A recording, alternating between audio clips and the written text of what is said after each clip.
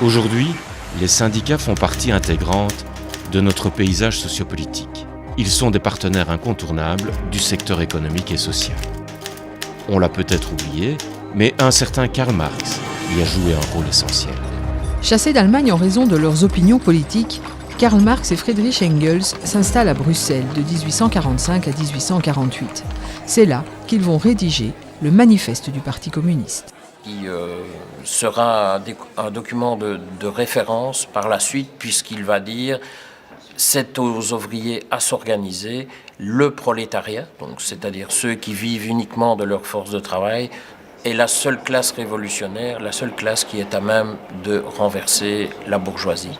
C'est que la condition ouvrière est bien peu enviable à l'époque. En témoigne ce livret ouvrier.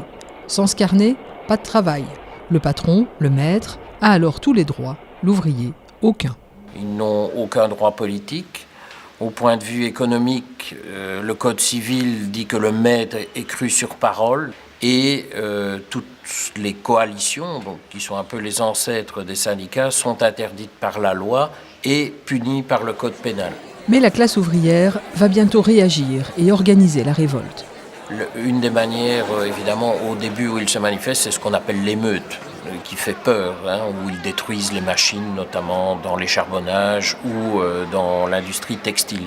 On dit souvent que la première grande grève des ouvriers d'usine a lieu à Lyon, avec la révolte des canuts en 1831 et 1834. C'est dans ce contexte que paraît le manifeste du Parti communiste et dans la foulée arrive la révolution de 1848 à Paris. 1848, c'est ce qu'on a appelé le printemps des peuples, et donc à partir de Paris, la révolution va s'étendre dans toute l'Europe. On peut citer l'Allemagne, l'Autriche, la Hongrie, l'Italie, enfin, etc., etc. Mais toutes ces révolutions vont être écrasées par la répression.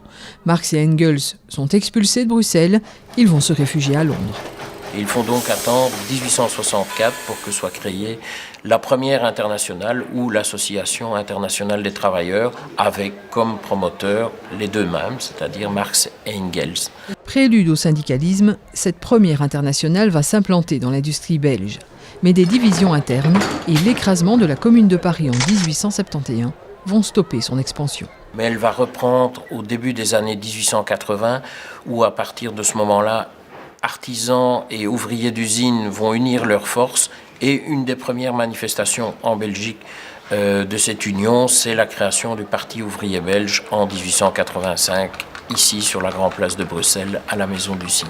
Le Parti ouvrier qui va alors instaurer une commission des syndicats. Qui deviendra vite la commission syndicale du Parti ouvrier et qui va vraiment connaître une expansion croissante à partir de 1910, pour, au lendemain de la Seconde Guerre mondiale, avoir plus de 700 000 affiliés. Et aujourd'hui, l'ensemble des syndicats totalise environ 3,5 millions d'affiliés en Belgique, soit la moitié de la population active. Ne l'oublions pas.